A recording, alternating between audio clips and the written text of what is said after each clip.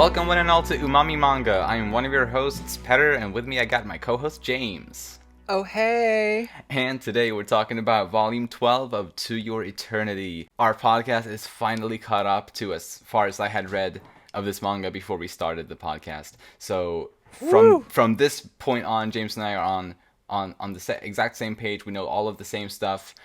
So I'm super excited to be able to, fully join in on the speculations and predictions and whatnot as we move on from here. What a place to end for you. I know. It's a pretty perfect waiting spot. Yeah, it's a good way to end, but also kind of exciting. It's like, well, where do you go from here? Kind of a situation. Yeah. So that's pretty cool, and then I'm glad we get to theorize about it. Absolutely, yeah, I'm super excited, and yeah, like it's definitely a super clear arc shift, Yeah. So I guess with that, when I got here in the manga, and I guess it was when Volume 13 came around. At that point, we had already started talking about doing some manga podcasts, and I guess I had in the back of my head like, okay, what if I would just wait with that one a bit, and maybe we'll cover it, and that way it'll be more fun for the podcast, and I'm very glad I did. So yeah. I'm gonna read that volume right after this recording. It's been waiting in my bookshelf for at least a year at this point. It's crazy, but anyway, I am super excited. But yes, let's get into the discussion, starting with Fushi as we always do. At long last, Fushi learns about the full extent of his ability, to bring people back to life, which is something Bon has kept from him since volume 8, was it, or 9? It's been a while at least. When was it? Yeah, probably volume 8. So that's quite a long time. And yeah, I mean, the way it's revealed to him it's not something I think most people would have expected. Probably my favorite moment in this book was seeing Gugu embracing Fushi, with that big hug. Oh, and yeah, that was... Oh, in so doing that, he knocked him on the ground. And I got so emotional seeing that. They could actually hug each other. This was an emotional volume. It really was. And it was a bittersweet volume, I think, to a large extent. It was... it had a lot of positive things happen, but also, everyone basically died. Yeah. Everyone died. But still, obviously, we have this knowledge that they can come back now. But still, they all died. And, I guess... Now, in this Fushi section of the discussion, I feel like we will probably talk about those, the ones that he brought back, or the friends that he has. I think they probably will belong in this discussion because there probably isn't too much on either specific, and they are so tied to Fushi, especially in this volume. So I think if there's anything on those characters, I think we should talk about them here. I feel like we sort of got it pretty much confirmed here that Gugu, March, Tonari, Liegard, and Oniguma seem to have been the only ones traveling with Fushi, or that stayed with Fushi over all the years, in the form of Phi. Yeah, I agree. I mean, if no one else was around at that time, unless they decided to go on a journey, then that's it. Which, I mean, these are some very important players to revive back, but it does make you think about Rin. It does make you think about Perona. Definitely. Those two specifically. Especially Perona for me. Okay. Well, actually, those two specifically. You're right. Those two specifically. Yeah. So it's it's too bad that they couldn't be along with them, but... It really is. Yeah. Because March said that they are here because they love Fushi. Right. Obviously, we don't know if her words are exactly what the lore about it is. I guess we can't say that for sure, but at least that's what March said about that, why they were there is because they love him. Which, oh my heart. Yeah, I know, right? It's so sweet. But then, it makes me think, did Oniguma love Fushi more than Rin and Perona did? What's Oniguma doing there? I don't know. I guess it's cool. I got no family, got no place to go. I'm so lonely. Yeah. Yeah. I don't know. It's just a little bit funny. I mean, he's cool. He's iconic, and. Okay, crazy theory time. Do you think that Oniguma would come back? He would place his Phi into a different kind of body? Do you think that's something is that possible? I don't. For Fushi? Maybe not now, but maybe in the future. Wait, do you mean like what Pioren did? Yeah, kind of like a Pioren situation where the beholder was able to take her Fi and kind of reincarnate it into a different kind of body. Granted, that body was very much, manufactured. No, that's not the right way to say it. Well, I know what you mean. Tool, created in a different kind of way. Yes. So there's obviously a difference there, but I don't know. It would be funny if the Oniguma came back and got a life as a human being. Oh yeah. Has no meaning other than it being just funny. Right, exactly, because he wouldn't have any memories of being Oniguma or anything like that. Yeah. He would just I guess could happen. I don't know, as you kind of said, like I don't know why, but could be. I mean, or maybe there will be crackpot theory time. Maybe Oima will find a way to make it like actually hold weight somehow. That we don't, that we just can't think of right now. Who knows? True. Well, to your point, like Oniguma being there is just, I guess it's just there for purposes of they had a bear fighting for them. Yeah, and I was also thinking about it that one reason why Oima chose to have Oniguma stick around with Fushi might have been more so sort of visually, like for visual purposes, because when Bon was looking, at Fushi and, we could always see, or he could always see, the silhouette of the bear, which is very recognizable. Yeah. So it could have just been for a simple reason as that, perhaps. But I guess we'll see. Maybe we'll learn more about it. Well, I think that could very well be the main reason. But as you know, most authors will take plot threads or plot points and then make it more relevant or try to do something with it later on. Maybe not something they had planned out to begin with, but sometimes the story just goes that way. So we'll see. But I'm not losing sleep over why Oniguma is there. True. I think it was all for just the heartwarming moment where March stops the bear in its tracks and just calmed down and basically tames the bear. I think it's all because of March. It's all March's doing. She's the ultimate tamer. She is. She is. Ultimate mommy. Yeah. When Kai brought Echo back to Fushi after Echo had been injured by the knocker, by having the knocker in her arm, it seemed like Kai was alluding, or he was implying to Fushi that, what if we just killed her and you just revived her? Oh yeah. He definitely did that, and Bon suggested it even more bluntly later on. But Fushi, like, to him, that didn't even seem to be an option, I think at first when he talked to Kai, it didn't even come to mind. And when Bon made it more clear to him, it wasn't something he wanted to do, which I respected that a lot. And I think it's a really good sign that shows that Fushi's humanity is indeed still very much intact, I think. Yeah. Because he doesn't want to take those sorts of measures. And yeah, I thought that was awesome to see. Completely agreed. And I hope he's able to keep that sort of mindset throughout, because it's really what makes Fushi. Yeah. At least at this point, is that he doesn't want to just take human life or just take life in general, just willy nilly like that. It shows that your life does have consequence, does have meaning, and I think Bon also mentions that he's glad that Fushi didn't decide on that. Like, he's kind of relieved. Like you said, and I think that goes into part of the reason why he didn't tell Fushi, all those months ago, why or how he could, resurrect people, because I think he was worried that it could get to a situation where just people are dying, left and right, for various reasons, but not valuing their life, and that may be a little dehumanizing. Right. On Fushi's part, but anyway, so that's not the case at this point.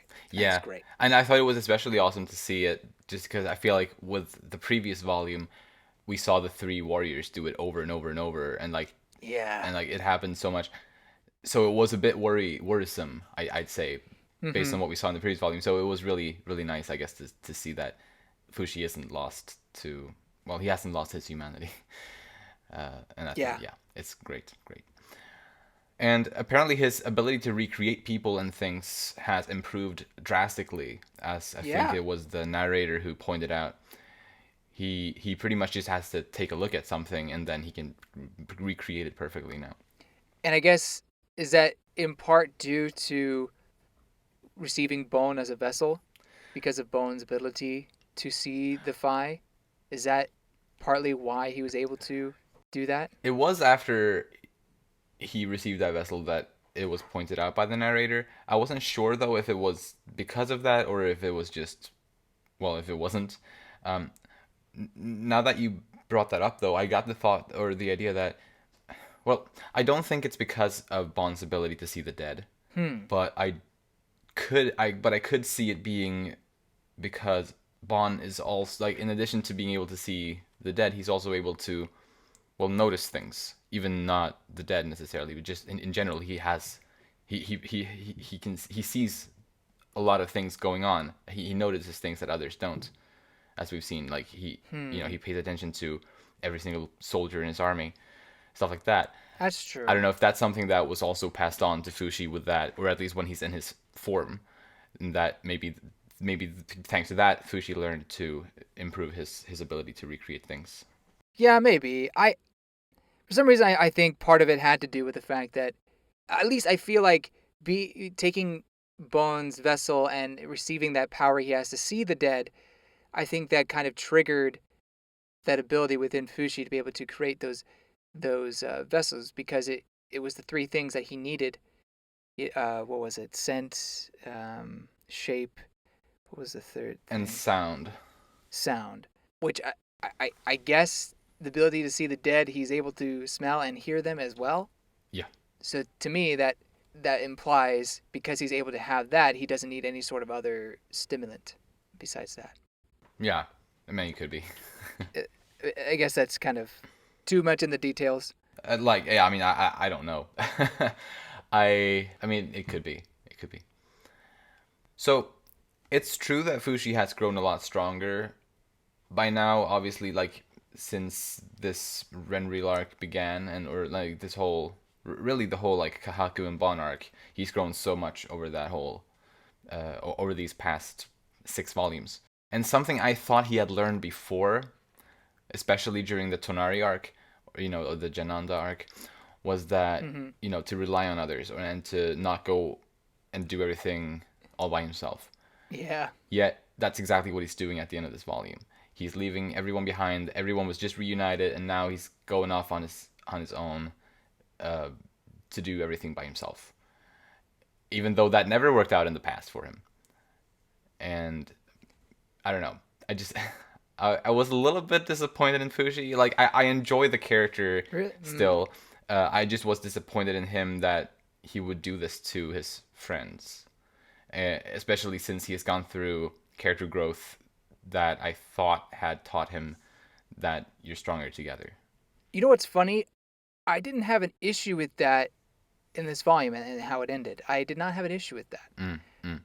Like But I would you, did have it. I'm sorry. I just want to make one quick thing clear, is that I don't have an issue with the story told. I guess it's just with like the person, like Hmm. Fushi as a person, not against the writing of the character. Hmm. But yes, sorry. Go on. I did have an issue with Fushi's character after the Jananda arc, because it felt like he kind of repeated that whole thing where he learned the lesson that he needs people, but then he's just like, no, I'm gonna be by myself. Is it okay? And then he gains people again. It kind of he gets Bon and Kahaku, but then once he gets back to Renryo, he's like, no, or well, not back to when he gets to Renryo, he's like, no, I gotta do this by myself. Mm, mm, He kind of kept going into this thing where I gotta do this by myself, right. and now I feel like he's finally learned that there is strength in numbers in that sense, and as the narrators say, it says knockers learned they could not defeat the current Fushi, which is a great line, but Did it say current Fushi? yeah, I didn't actually notice that. Huh. yeah, they could not defeat the current Fushi. Okay, actually, it's slightly different in the physical release. It says, and the Knockers learned that they could no longer defeat Fushi. Interesting. I wonder why that discrepancy. Yeah, Yeah, because it says here, that's and the strange. Nakas learned that they could not defeat the current Fushi. Huh. Yeah. That's interesting. I feel like maybe yours or like the Crunchyroll translation might be a bit more detailed, or like maybe contains more of what it was in the Japanese. Maybe. I guess we can't know for sure. I don't know. But Sometimes I really wish I had the Japanese copy just yeah. to like compare. It's like, how accurate is this translation? Right. Right. Um, Anyway, yeah. Sorry. Go on. Anyway, with that. so going to my point, when he had to separate from his friends, to me it made sense, and the choice he was making to let them live their lives to a full life, while he had to make sure he can make a world where it's safe from knockers, spread himself out. I thought that all made sense because he told them his consciousness was going to be thinned and he wouldn't be able to even hold a conversation. So not being able to talk with him, I don't know, like I could see him not wanting them to waste their lives just waiting around for Fushi to come back up when he knew very well this is gonna take maybe a few hundred years. Like, Right. I Right. don't know. No, I think that's So true. that's my thing behind it. Like Yeah. it's not so much that he's not wanting to work with people or pushing people away, but he's thinking there's no point for them to wait and do nothing except maybe protect me, which some do. There's no point in that. They should just live their life. Right. Yeah, that does make sense actually. It's like the job that he has to do at this point is he can't really do it with anybody else. Yeah. So I guess that is a bit sad, but it's just how it is. It's definitely not like taking out knockers on the beach. That he could have had friends with that. True. Right. Exactly. Yeah. He's just reached a level of, well, superpower or whatever. Fushiness. Yeah. At this point, that the others can't really keep up with him when he's doing these sorts of things. Yeah. But he is doing it for his friends. That's true ultimately. too. He does want to bring them back to a world without knockers, and that's a great goal to have. Yeah. So is world peace the new objective here? It kind of sounds like it, because like that's like world peace is the only way to make like sort of to bring everybody's dreams to fruition, kind of, or that's at least how they kind of sort of worded it. Even if all the knockers are defeated, it's like there's still gonna be conflicts between humans, like right. Obviously, So I mean, it's a fine goal to have, but I don't know how realistic it is. Yeah, maybe it's my pessimistic side, but I'm right with you. It's not very realistic. Even if everybody had an immortal body, well, I mean, I guess if they're all perfect beings, but people still have opinions and get into arguments. I don't know. It's too hard of a concept for me to completely understand. And if she goes that way, she goes that way. Oh, okay, that's a nice eternal peace kind of situation. We'll see, I guess. We will indeed. But Fushi, yeah, like I think you touched on it a bit earlier, but like he doesn't want his friends to live their lives for the sake of others, as they've done in the past, but rather he wants them all to live for themselves. That's really nice, but obviously Fushi himself doesn't live by those words himself in this moment. He only everything he does from the end of this book to basically like during the epilogue of this book, everything he does is for the sake of everybody else. Yeah. So like I guess hopefully somewhere in the back of his head he has the thought that maybe in the future he'll be able to also live for himself, but that's just not here quite yet, I guess. Well, and I think living for yourself in Fushi's case is living in a world that is free of knockers and I guess is peaceful. Yeah. A world where all of his friends can live out their dreams. I think that's the ultimate relief, or at least the kind of thing he desires. Living for himself. Yeah, and didn't he say that his dream was for everybody else's dreams to come true? Didn't he say that? Right. Yeah. It'll be interesting to see what happens from here for Fushi because he thins out himself so much. Is it just because he has to extend himself that he can't come back to his can't fully come back to his body, or is he literally stretching himself out in that sense? I don't know. Like Right. surely he'll regain consciousness at some point. Yeah, I feel like, obviously I don't know for sure, but I feel like what he's doing as he's like, spreading himself out more and more across the globe, it's taking power. Like it requires, you know, energy and focus and strength or whatever to do all of this. But I imagine it also strengthens him at the same time. Like the more he does it, and like it's kind of like doing push-ups. The more you do it, the better you become at it. Mm-hmm. Like, so sort of, at least that's how I think about it. Yeah. Like he will kind of get used to the strain of doing it maybe, and then eventually he won't need to focus as much and just be able to do it instinctively, sort of, maybe. Yeah. Yeah. Perhaps. Then there'll be no running from Fushi after that. Right, yeah. Yeah, I feel like he's on the path to invincibility. Yeah, I mean, Santa Claus and God to the extreme. He sees you when you're sleeping, knows when you're awake. Yes. Oh my god, this is just Santa Claus's origin story. Where's the beard?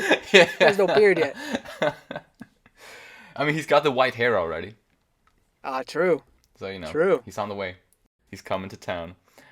We skipped a few generations. But... Yeah, yeah.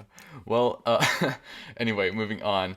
When Fushi made it clear that he's going on alone, and March said that being dead was better than this. Oh. That was like, ooh, yeah, oof, indeed. Like, my heart. And for that to come from a little girl, like little 4-year-old, whatever she is,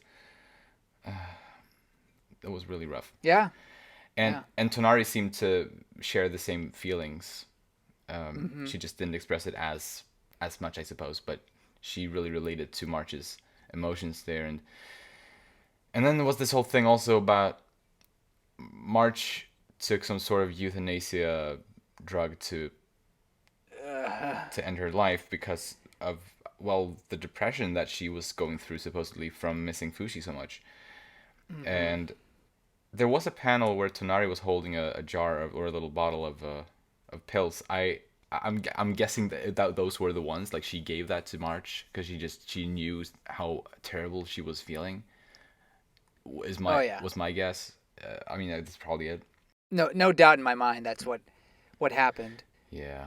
At least I'm glad Tonari was able to live a long life, grow old. Yeah. Even though she was also in a lot of pain, Definitely good for her. But yeah, for March to die that way, or the second time for March to die that way, really dark. Yeah, it was really dark. I couldn't help but think surely there would have been benefit to her to letting her just, I guess, live out, just let her be there, and maybe she'd come to grips with it, come to grips with the grieving at some point. But they had 10 days, less days at that point. I think that was the very day they had to leave. Otherwise, the Church of Bennett would have come and probably done something even worse, potentially.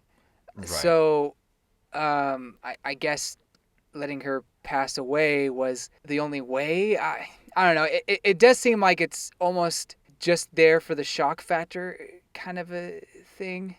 But, I mean, it is what it is, and I understand why she'd be so distraught about it. I mean, yeah, like, I definitely, like, for March, I understand it a lot, like, because it was made very clear how deeply she cared for Fushi. And, like, it always has been very clear. And for her to miss him so much, like, I can understand that. What I guess is a little stranger to me, or not necessarily strange, because I think I understand, or I feel like it still makes sense with the character, is Tonari's decision to give this drug to March. Like, it doesn't surprise me necessarily, because I feel like it's within Tonari's character to do that, plus the fact that she actually really related to March's emotions. It's just, I think, a questionable act for an adult to give something like that to a little child.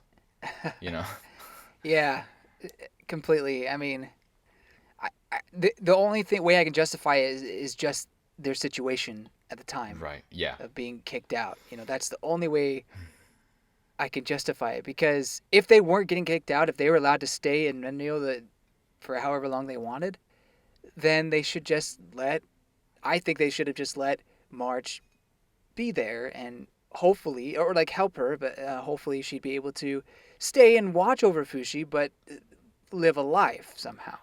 Yeah, maybe. But Yeah. the situation wouldn't allow it, apparently. Right. Yeah. You're right. The time pressure definitely didn't help.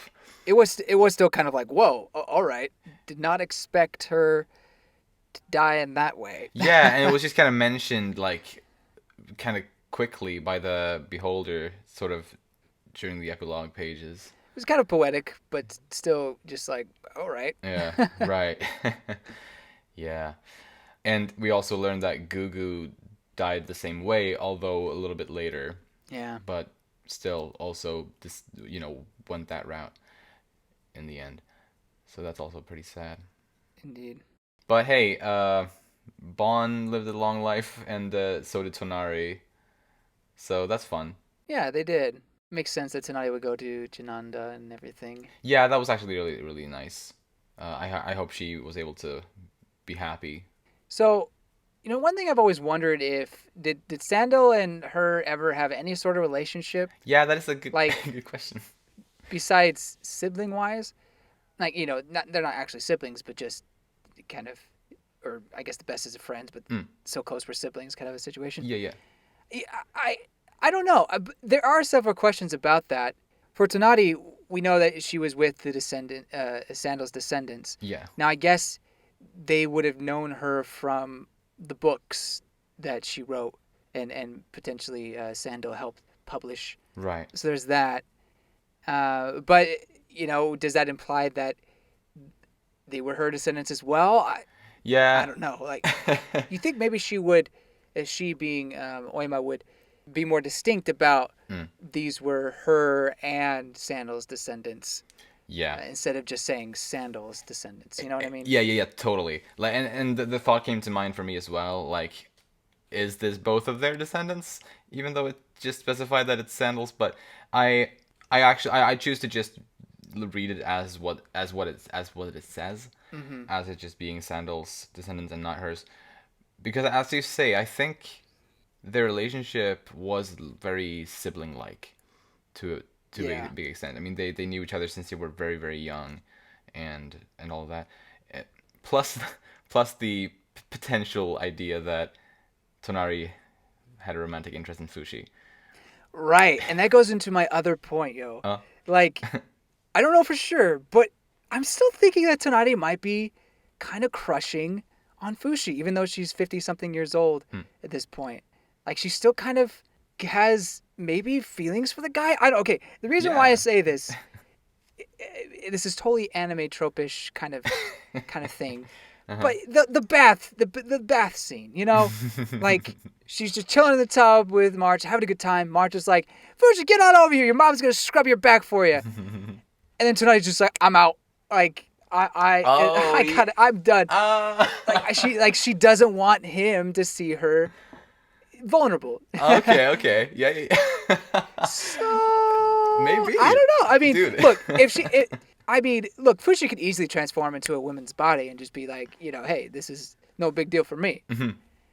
But if that bothers Tonari so much, maybe it is because she still has feelings for the person. Right. Because if you have feelings for someone, you don't want to see you naked in that situation. I mean, that's there's a time and a place. Right. Yeah. Absolutely. So, yeah, that was my whole thinking there. But then again, her living out an entire life, dying, and then how this volume ends doesn't bode well for that whole, I guess, ship necessarily. I know she'll come back in some aspect, or at least I feel like she will. Right. But it's just, I do have some questions about that. But I'll save that for theorizing, I think. Sounds good. Yeah, and then one other thing about Tonari is just, I guess, re-emphasize that she's a big reason that this is all possible. That this whole reuniting with all of Fushi's greatest friends and finding Bone and being able to see them. That was all because of partly all because of Tonari and her hard work, which is incredible. And I think they mentioned that, and I'm so glad they did. So to not give her credit for that, it would be a shame. Absolutely, yeah. There were some panels of March that were just so perfectly well drawn, like so expressive and facial. Like some of the most expressive and detailed close-ups in the manga. Yeah. It's like she knew, like, hey, I brought March back. I gotta lay it thick on the cuteness, adorableness, and how precious this little 4 or 5-year-old is. Yeah. Yeah, it was great, and I loved it, each and every one of them. And she had some great lines. I won't list them all, but I'm gonna say Fushi, or we all love you. Mama's here. Anyway, it was just great. Yeah. And Fushi's like him reuniting with her was also really sweet when he like almost said mother or mommy. Like, no, he was gonna say March. He was gonna say March. But everyone thought he was gonna say mother or mom or like. I thought that was a really funny bit. I'll be honest. When Masaru was like, I didn't know you were into that kind of stuff. Yeah. What's his name is like, don't even joke about that.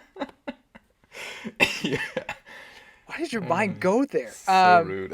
Yeah, it was so funny. But again, it was so great that March was there, because maybe Pjorn could have done. I don't know. It would have been hard for Pjorn to have done it all by herself. Even if she is the immortal horse that she is now, not having at least somebody who understood the situation would have been really, really difficult in order to get Fushi back. So, thank goodness March was there. Yeah. Speaking of Pjorn, though, I wonder, now that, a lot of more time has passed by the time this volume ends, we're in present day, although a different world, but still. I wonder if Pjorn will still be living, or, well, at least her Fi, if it will still be living as a horse, the same horse or whatever, or if it will have been reborn again as something new once more, perhaps. I don't know. Right. That's something I'm excited to see, perhaps, what might be. Same. I think we theorized about this way back. Yeah. And yeah, I guess I'm glad to see that we're both in the dark. Well, I'm not glad, but it's interesting to see we're both in the dark about it, and just. Well, I'm glad about it. How is this going to go? Yeah. Yeah. So yeah, that's another character I'm interested to see where she'll fit in the story going forward. Yeah. And my last thing about March is how her dream, and of course it wouldn't change, but she still wants to be a mommy. Yeah. And it's just, oh my gosh, just seeing a child, because I obviously can't hear them. It's a book.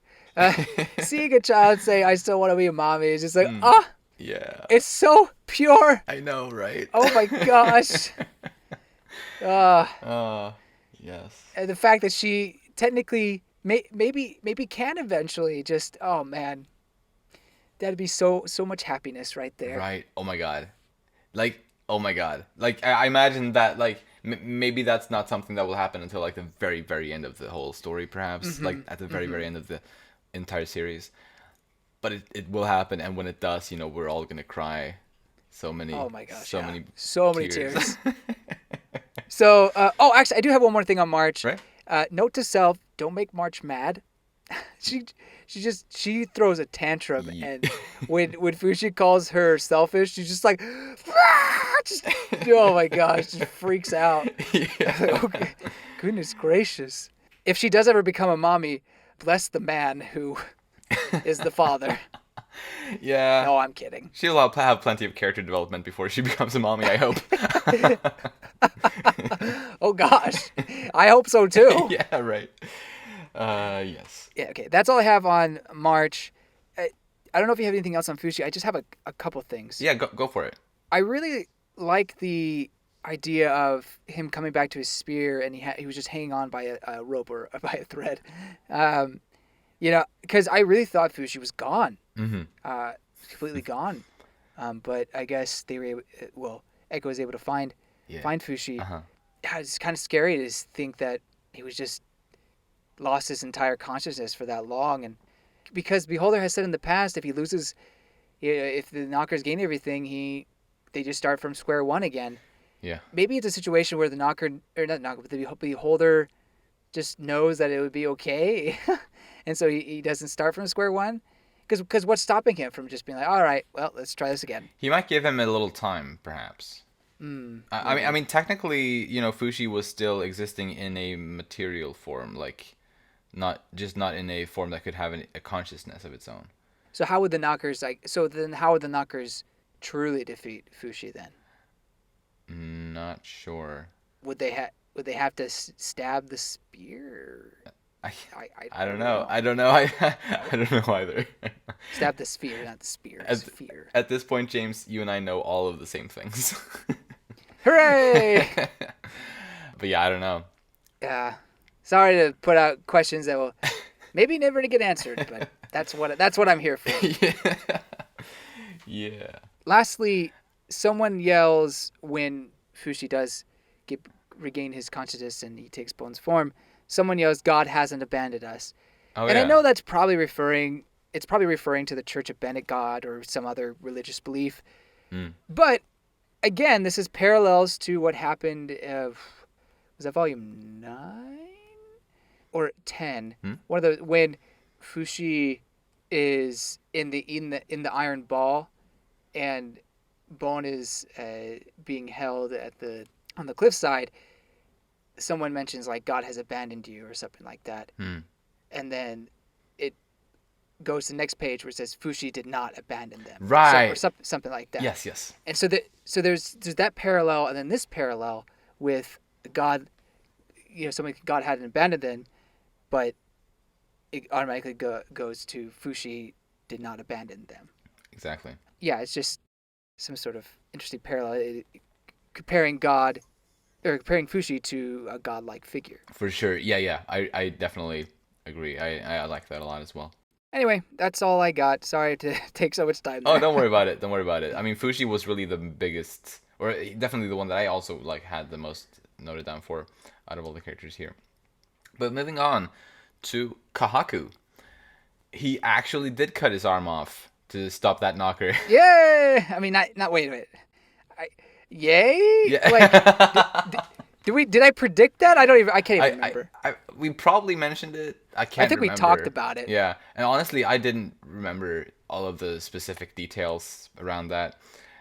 So I didn't know at the time that he would, or I didn't know for sure anyway. But like seeing those panels when he was doing that, like it wasn't just a clean cut. Like he was like sawing it off. Like it was like I could like feel his pain, and like you could just see his emotions in that scene. It was so well made. Like it was like I felt the pain along with him. Kind of, it was so good. Yeah, it was rough to read. I loved that for sure. Yeah. And then he takes responsibility for having set that knocker free, I guess, quote unquote, setting it free. It wasn't his intention, of course, but but he did take responsibility for it by going after Echo, and doing everything that he could to get it out of her without harming her, which I thought was really admirable. Yeah, I really like how he saved Echo. Yes, or well, she died later on anyway, but hey. Spoilers. but yeah, no, like in the moment he did, and right, that, and it was really, he handled that really well. It was really nice to see. I don't like how he calls Echo a pet dog. Yeah, I was thinking about that too. Actually, I was like, yeah, that wasn't as cool. I don't know if that was just an act he was putting on in order to antagonize the knocker somehow. Maybe. Or if that was his real feelings. Because honestly, I could see it either way. I could see that being his real feelings. Yes. But also maybe he was just trying to get the knocker's goat for some reason. Yeah, actually you got me really torn on that too now. Because I didn't consider it being a play. Like I actually just thought it was his actual thoughts. Or like the way how he felt about it. But yeah, I think both options actually really make sense in this situation, so yeah. This is one of these moments where I kind of want to ask Oyama. It's like, hey, How did he really feel about Echo here? Yeah, but like that's something I really enjoy about Kahaku's character is sort of the ambiguity about him. There is a lot of unknowns sort of around him. Another thing on that topic that I really enjoyed in this book was how Fushi's thoughts about Kahaku are left ambiguous at the end of the book. I think it was the Beholder when he narrated. He said that something along the lines of he doesn't know Fushi's exact feelings toward Kahaku, or something along those lines. Right, what that life meant to him. Exactly, right. Know. Yeah, that's what it was. So I enjoy those sorts of things in storytelling when there's things left out. So we can, I guess, think of it what we want or speculate or just be left wondering what the case was. Obviously not completely, but to have like a character like Kahaku, for example, I really, really like it in his case. Yeah.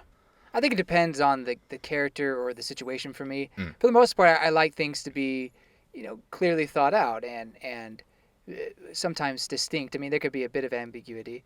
But in this case, I really don't mind it, and I think it just kind of plays into Kahaku's tragedy, really, and the Hayase line's tragedy. Yeah. I think even we talked about when Hayase first parted ways with Fushi, how it was kind of unrequited love, that aspect. Mm-hmm. And you could also argue that this is in the same vein where Fushi just doesn't feel the same way. Now, I can't say for sure Kahaku's feelings were.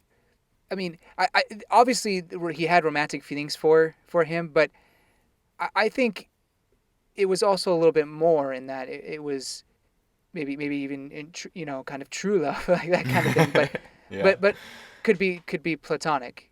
I don't know.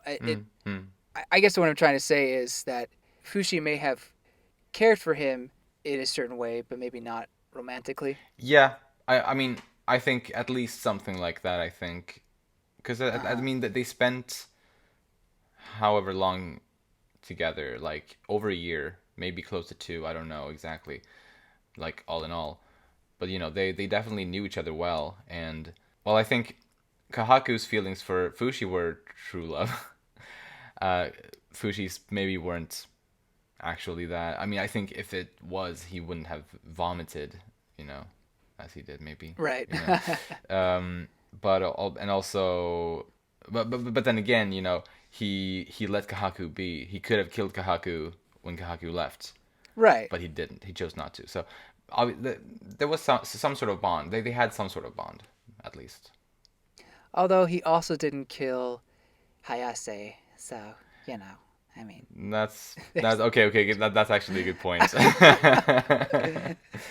But yeah, there is like one difference there.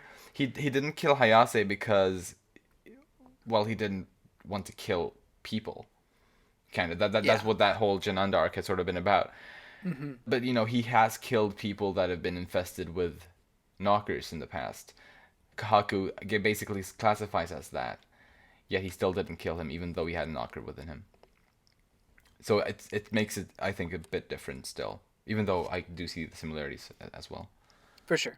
I really appreciated getting, even though it was very brief, still a little glimpse of Kahaku's childhood backstory. Yeah, that was nice. I thought that was really sweet. And basically to see the struggle that he has basically grown up with his whole life of being a male inheritor of Hayase's Phi, and that being a burden in and of itself, in addition to the Phi itself being a burden as well as the knocker. So it's like, yeah, interesting stuff, and yeah, makes me feel for him even a little bit more, I think. Yeah, it was interesting how he was kind of bonding with the knocker in his arm. Yeah, when he was younger too. That was cute, actually. Like it was sweet. Yeah. But it's like it still makes you wonder what the feelings of the knocker were during all that. We'll probably never know, but it's like maybe it did take Hayase. Well, it definitely took Hayase's words to heart, and the kindness, using kindness to get to Fushi. But only for a tactical thing, not right. That was actual. only tactical, but I mean, look at other stories where you have a character who has to blend in with a society that he's hated, but he ends up falling in love with that society. Uh, Right. but in the end, still does their duty. And so I just compare that to the knockers, and maybe, well, at least the knocker in Kaku's arm. Maybe there was something there with that. Maybe he had, not he, it had feelings and cared for the Hayase line, or maybe just Kahaku. But either way, that's something we'll never know. Or maybe we will. Like, I think that's a really interesting speculation, actually, because we learned a few volumes back that knockers are driven by emotion. True. So clearly they can feel feelings to at least some sort of extent. And while I probably choose mostly to believe that this knocker was always in it to deceive, would be really interesting if that wasn't the case. If it had doubts, or or if they have the capability of having doubts and to have thoughts of their own. That would be really interesting if that's something that maybe we would learn at some point. Yeah, that I agree. That would be interesting, and that would almost imply that the moment where Kahaku puts his left hand on Fushi's face was almost a moment where the knocker just loses control. It just couldn't help itself. Right. Which would be even more tragic in that sense. Yeah, seriously. But then again, the knocker seemed pretty anxious to get into hiding and out of there, and maybe even satisfied with the fact that it stole all those things. So anyway. Yeah. Yeah. I guess if we learn something more, we will. But if not, then there probably isn't anything more to it. But yes, I have one more thing on Kahaku, and it's basically his death scene, like the very moment, the last panel, I think it was, when he says, "I love you, Fushi." It reminded me of two things. It reminded me, first of all, of Hayase's final moment with Fushi, in the boats, because she says something basically. She might even say the exact same thing. At least it's very similar, and it's her final moments, at least in the story. So it really reminded me of that, and it also reminded me of Bond's words that his words to the Church of Bennett that led to him being sentenced to death. Because he said, he sort of unexpectedly said, "I love Fushi." Obviously, not a romantic love for him, but it's what he kind of proclaimed proudly at that court or whatever, in that trial. Yeah. So it reminded me of that as well. So I thought, to me, it was nice to sort of be reminded of both of those very different scenes in that moment. So yeah. For sure. Well, it was such a powerful way to end it, because obviously, well, Fushi has been extending himself, sure, but obviously you can't really hear him. I don't know. Maybe there could be a possibility he could have, but the fact that he says that just shows how much Fushi meant to him, even to the final moments. Yeah. And I guess it ties back to his childhood, where he was raised to feel this way, but he kind of took that duty on himself and did everything he could to live up to that. But over time, he truly did fall in love with Fushi. So I think it was such a tragic but great way to finalize his character. Absolutely. I hope that all made sense. Oh, I think it does. Said. I think it does. Yes, and I agree. It's beautiful. It's so neatly tied together, sort of. Right. I mentioned in the last discussion how I thought he had to die. Right. With the knocker, and I think it went back and forth because I wasn't sure how it was going to go down. I did mention incinerator. I was completely off on that. But at least it was some sort of similar thing, ish. I guess. Although not that one. Yeah. Some Church of Bennett factories. I'm glad that's been exploded. Yeah. They were getting down to some nefarious stuff, I guess. Uh-huh. So yeah, I thought this scene was great. It did get me a little emotional. There was a lot of moments where I was very emotional in this volume. Yeah. From time to time. So yeah, good scene, and yeah, I don't think I have anything else on his death. but I do have a couple other things. In his letter, he says his clan in Yanome will help. So, and I wonder what that meant. Right. And obviously, based on how this volume ends, Mm-hmm. I say obviously, but to me, it seems that the Yanome are going to play more of a role in the story. I mean, they're going to continue to play a role in the story because I feel like they always have. I don't know. I don't know if they necessarily will play even more of a role than they already did. Or do you think so? I think so because it looks like based on the geography, it looks like Japanese, like very Japanese, and Yanome is supposed to be kind of the similarity between that. So Right. I I feel that this next setting could be, I'm just guessing, but it could be Yanome, and that would mean the Yanome people would play more of a role just in this upcoming arc or first few chapters. Yeah, like I definitely agree with you. It definitely seems like it's going to take place largely in Yanome, or at least to start off, at least I suppose. Yeah. I definitely think so as well. I just don't know because I already feel like Hayase and Kahaku specifically, they both had a very big presence in the story, and I don't know if whatever characters we get, what's her name, Mizuha, the girl on the final page. I don't know if she's going to play an even bigger role than either of them did necessarily. I feel like it might be on par. So I don't mean like I think you misunderstood me. Mm. I didn't mean as in bigger characters Ah, than Hayase and Kaku, mm-mm. more along the lines of the Anome country Gotcha. and the people will Mm-hmm. play a bigger role, like their culture and whatnot. Gotcha. Gotcha. Because up to this point, we've only seen bits and pieces of Yanome, and obviously through Kahaku we got to see a little bit more. Right. Right. But anyway, that was just my thinking that maybe the setting for now will be Yanome going forward. Right. But I also wonder Mm-hmm. if Kahaku was able to pass his bloodline at all, or does he mean, because he mentioned Hayase blood, does he mean like distant relatives kind of situation? I don't know. Right. Part of me sort of hopes that he impregnated a woman before he died. uh, Poor woman. because just because I feel like it would be cool for that line to go unbroken until the present day, with Uh-huh. Kahaku included as part of the line. Although at the same time, it might not be that.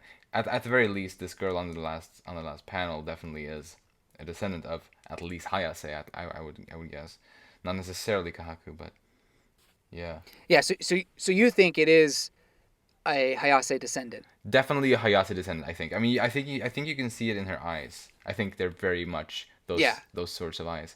I got that feeling as well. I'm hoping it might even also be a Kahaku descendant, but not as sure about that. Yeah. Yeah, it'll be interesting. Yeah.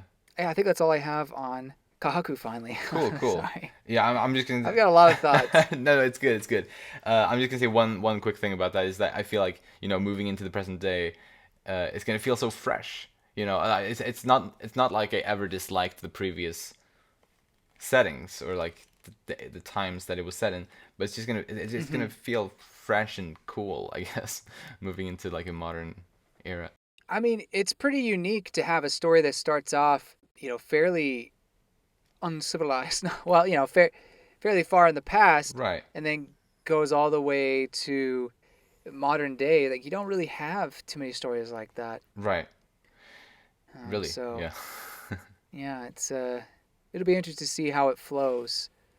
For the very least, will it be jarring to suddenly be in modern-ish times, Right. or will it just feel natural? I don't know. Yeah, it'll be like maybe we should save this for predictions, but we're here anyway now. Like, Yeah. anyway, yeah. So like, I'm thinking potentially like we don't know how long Fushi is in this state that he's in at the end of this book.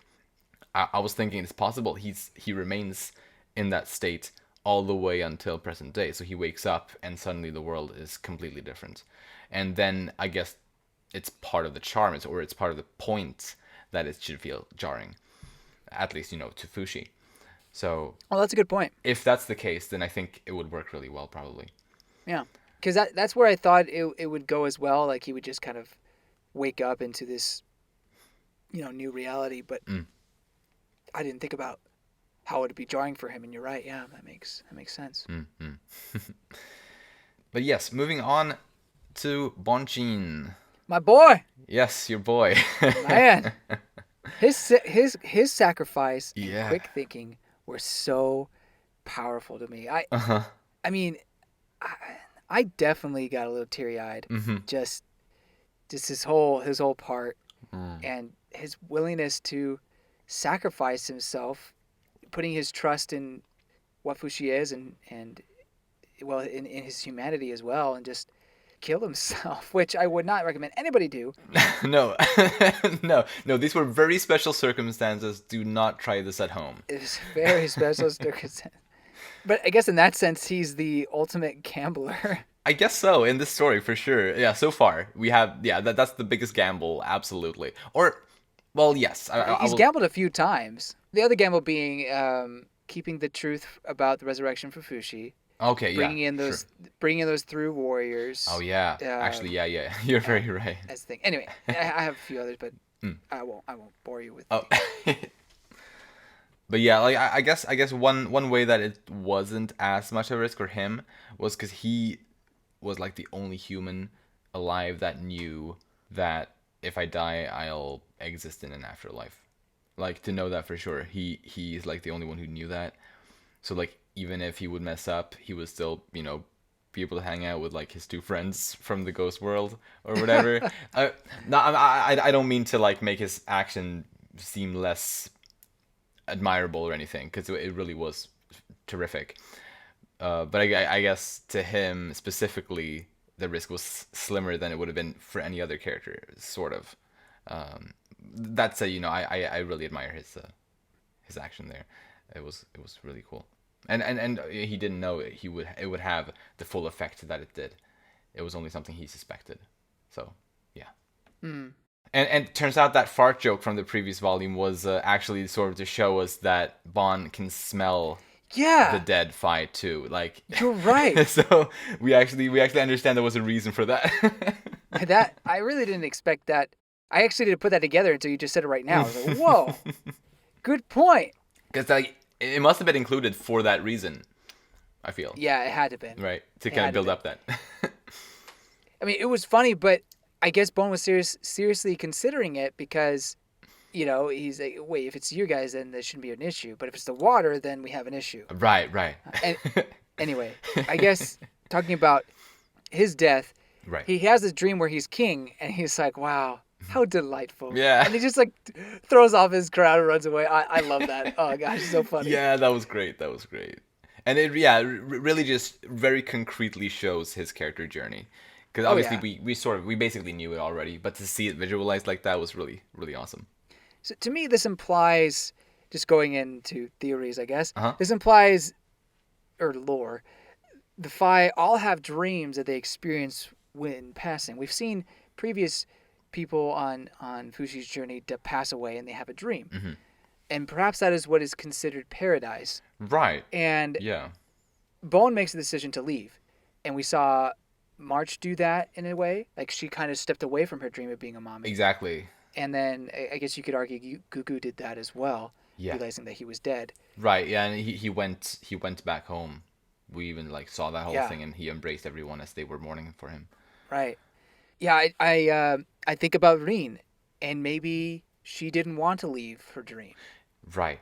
And maybe her dream was to be with Gugu, happily married as a family and whatnot. Yeah. I don't know. No, I think that's a really good theory or possibility.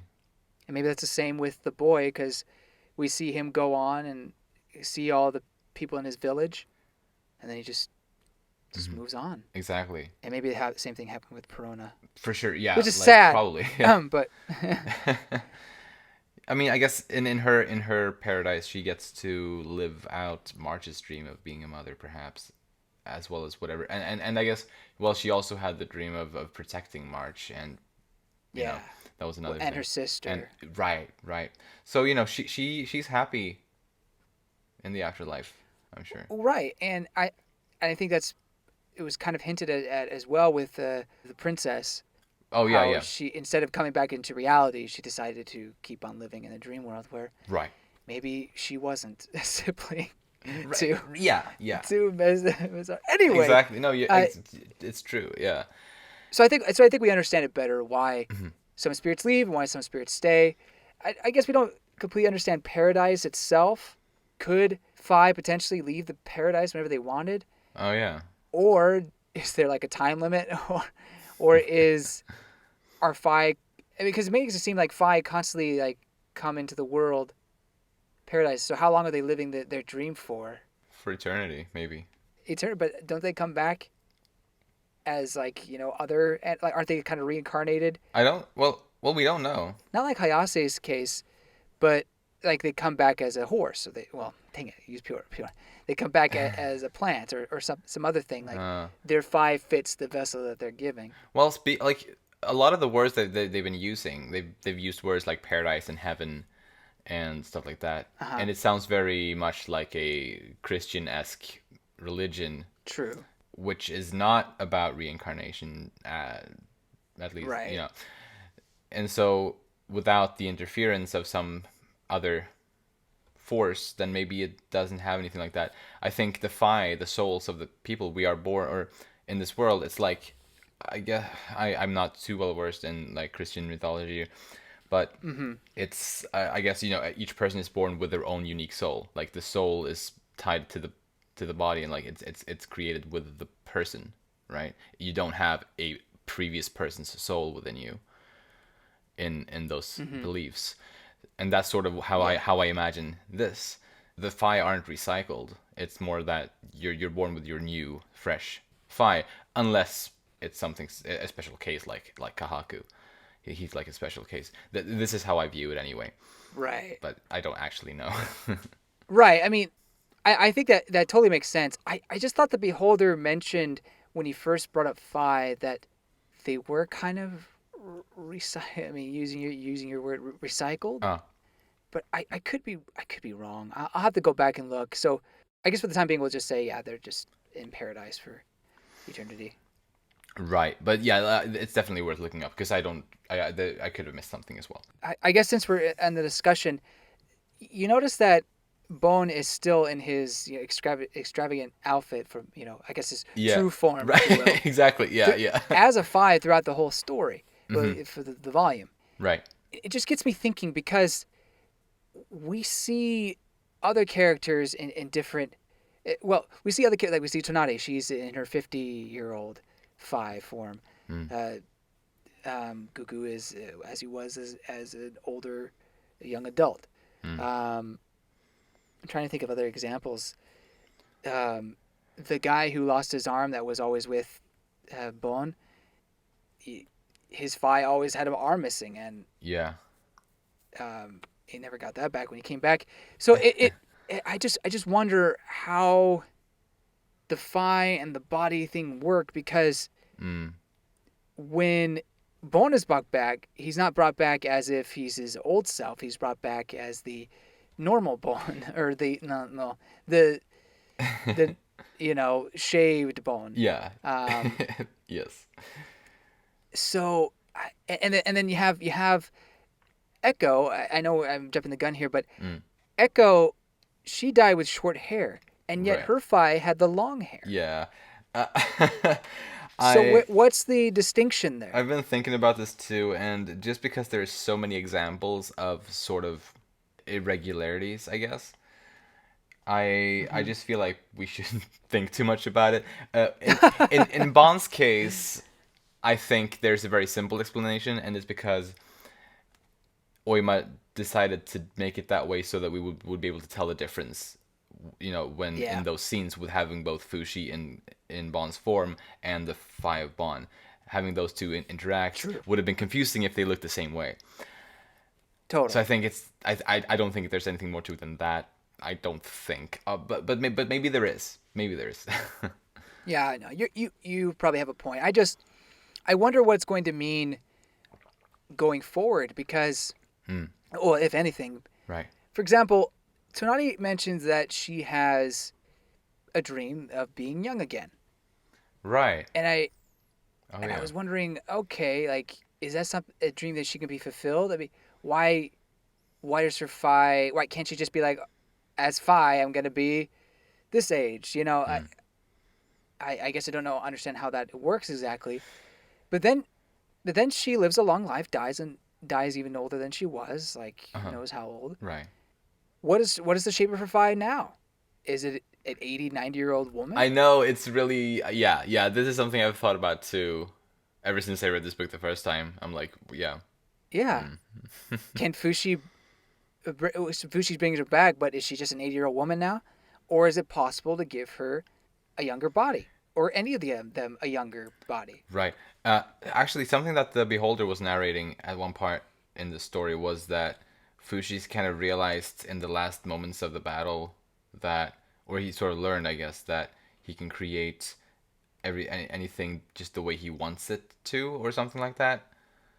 Hmm. However, I can't remember how it was expressed exactly. Let me see if I can find it real quick. Okay. So here it is. Fushi made what Fushi wanted to see. It was an ability he came upon amidst a crisis. It was a blessing that he realized it now, nearly too late. Honestly, I was confused about that a little I bit. was I was a little bit too, uh, but it's somehow the narrator points out the idea. I think that Fushi improves his creation ability even further, and he like maybe he can create things not identically to how they were when he got the stimulus from them, but maybe variants on that perhaps Right. is what I sort of got from that. And obviously it's not related to people in this instance here at all, but since we were talking about like Tonari for example, maybe with this twist on this ability, maybe he will be able to create the people he knew in whichever age that he wants, perhaps. Oh, which would be so great. Yeah. Oh my gosh. I honestly, if that happens, or like if there's even a hint of that, I'm gonna be like, Tonari's ship, let's Right? go. Yes. Um, Yes. Yeah, I'm really hopeful for that. but I think going back to that point you were making, he heals the bodies that he brings back to life. Like they don't have their previous injuries anymore. Yes. So I think that's maybe a small step in. That could be a small step in that direction, Right. where he's able to change the body and not just make it completely whole and healthy, but younger or a different age. Exactly. Yeah, for sure. I mean, he did that even the first time that he revived that girl that he didn't even know he revived because she was like That's true. He did. You're right. lethally ill, but when she woke up in the new body, she didn't have that illness anymore. That's a good point. So I guess that's something he just does sort of without thinking about it. I guess. Which is interesting because all of the vessels he transforms into, all have their death wounds, and then he just heals them. Right. Right. Yeah. And it's interesting. Definitely. Anyway, didn't mean to. Well, I mean, I did want to talk about all that, but poor Bone kind of got sidelined there for a sec. All right, come back in, It's Bone. fine. Yes. Come back in. Well, welcome back into the couch. Uh, one day this podcast will be a talk show on TV, and we'll have all these characters come sit down with us.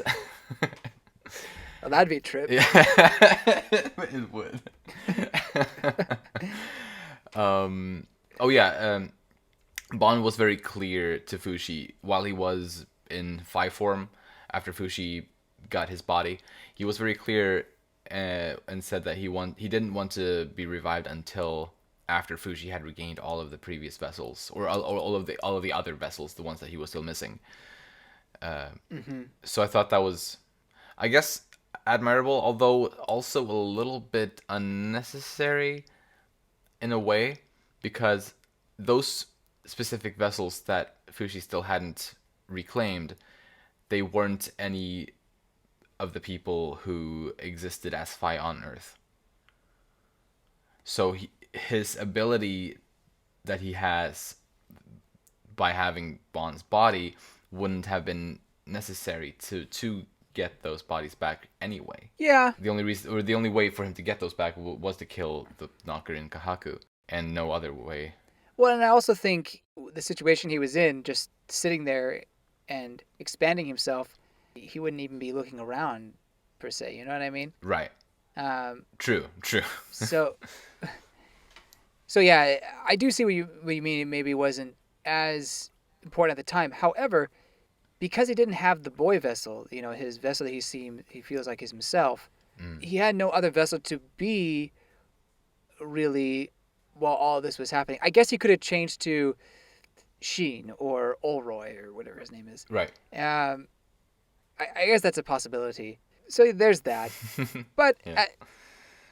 I mean, I'll give you that. But at the end of the day, like, oh well, it was a nice gesture. Yeah, it was. In the end, Bone did get his body back, and hey, look, maybe he was keeping Echo company. Right. Because there was no other there was no other Phi around at the time. Actually, yeah, I kind of like that, actually. Yeah. I just pulled that out of my butt. Hey, I mean, that's where the best stuff comes from sometimes. Oh gosh. But yeah, glad Bond got to live a good and long life in the end. With Iris and with Chabo. Yeah. And yeah. I love Bone's family so much. Yeah, I know, right? The siblings, the parents, they just. And like, it's not just So the great. family, like his original family. It's also like the family he created with Iris and Chabo, also, and like, Yeah. and they got like a grandchild, too. Like, that's also really sweet. So nice to see that little scene. Yeah. I wanted a little more from Iris and Bone, to be honest. Like, Yeah. not like a romantic scene per se, but more character development. See them grow, their relationship grow. Yeah. But that would be in a perfect world where everyone gets the right amount of character growth. But obviously, Iris was more of a side character, and she had her moment, Right. et cetera, et cetera. And in the end of the day, they lived their lives together, so that was great. Yeah. His fate might be the most happy one yet. Even though I guess he It's true. did technically die before that happened, but still, he Uh-huh. did get to live a long, happy life. You're right. And very few others did. I guess, Tonari got to grow old, but I get the feeling she didn't have quite her life wasn't quite as happy as Bond's was. I just get the feeling of that. I don't know for sure, though. I actually share your same feelings in that obviously she was very distraught and almost disturbed is not the right word, but she didn't like the fact that she had to be separated from Fushi. Yeah, like she said herself, she felt the same exact way as March did. So if that's Yeah. any sign to how she was feeling, yeah. And not to say Bone didn't love Fushi, but I think maybe his outlook on the whole thing was just a little different Right. in that he knew he was passing away. Or excuse me, let me back up. He knew that passing away wasn't the end, and he knew, and they Right. March and Tonali know this, but I guess in Bone's perspective, he trusted Fushi so much that he knew he'd be back, or he knew that Right. just life wasn't over. I don't know. I guess he had more peace within himself than maybe the other two did. Yeah. And But I don't know. It's hard to say. I think you're really right too about the fact that Bon really trusted Fushi. That's all. I think that's something Bon always really did.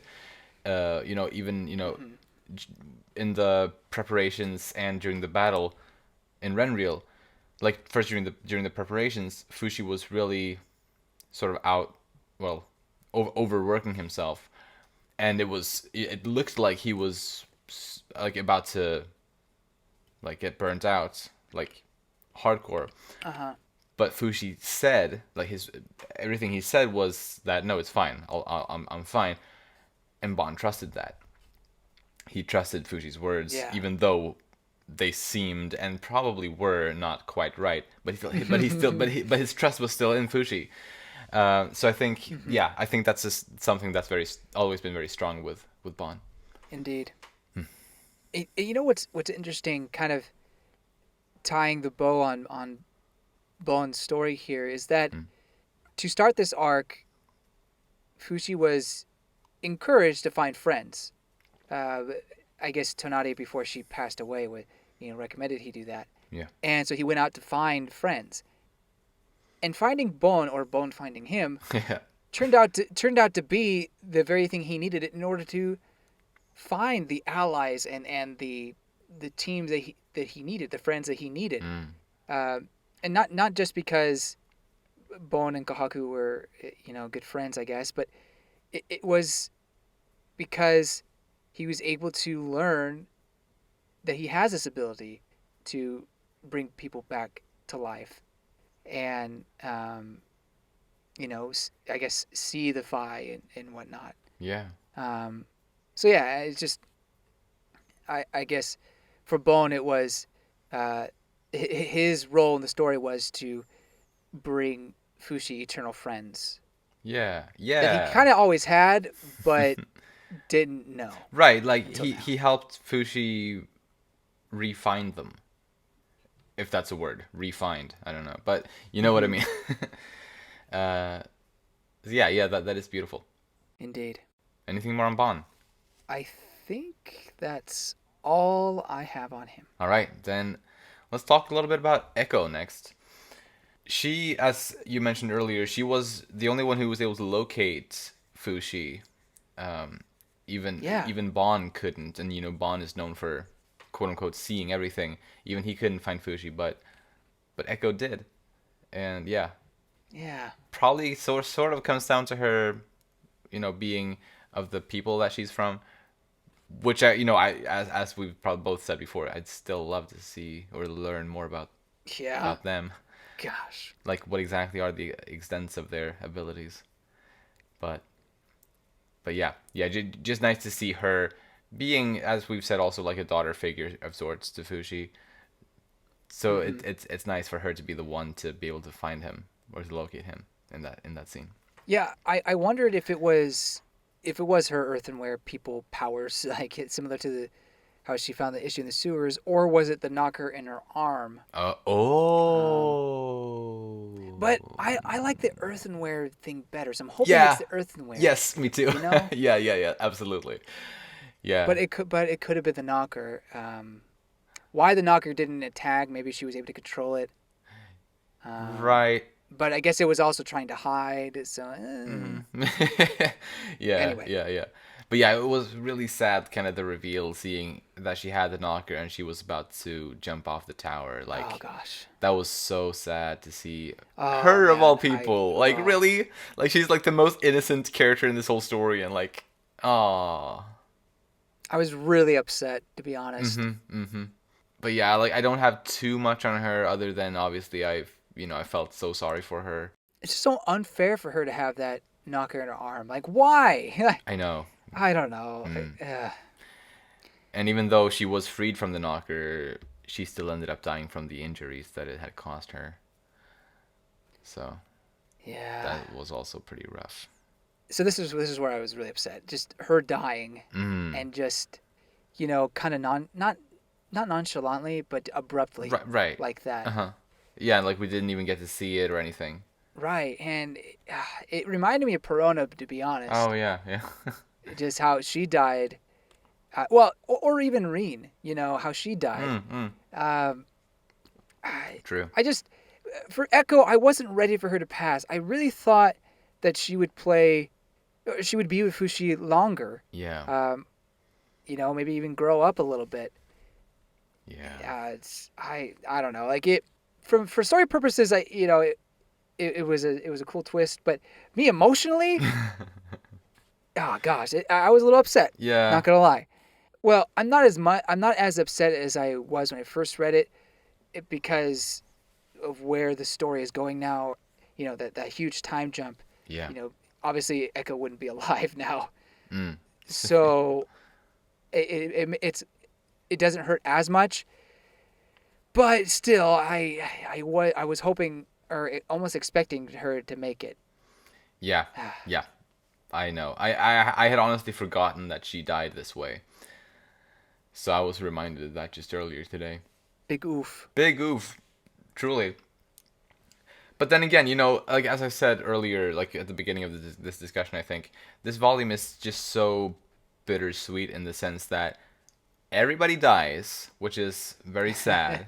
A lot of them die in very dark or just sad ways. Mm-hmm. But there is also that knowledge now that Fushi can bring all of these people back, and I'm sure he will. It's just a matter of time. Yeah.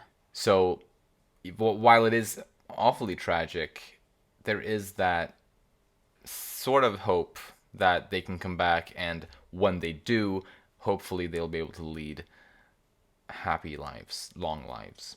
Mm-hmm. Mm-hmm. So that's the hope, at least. That is the hope, Echo included, and I'm glad she's willing to wait. She seems very like I don't know what her paradise looked like, but I guess she was like, nope, Yeah. just hopped out and returned to Fushi. Yeah. Returned to spring roll. Right. Yes. Yeah, that was also really nice. She started eating spring rolls in while she was in five form. Yeah. So I hope we get more of her in the future. I really do, and her people. Like, yeah, like I need to know. I'm sure. Like, I feel very confident that she will come back at the very least. I'm just not particularly sure that we'll see her people. Like, I'm growing more and more unsure of that. Yeah. I'm right there. Before this chapter, I really thought there would have been an arc almost about the Earthenware people. Oh, that would have been cool. Now I'm thinking that this was just a interesting plot idea, and it may never be explained. Right, maybe. And it wouldn't be terrible.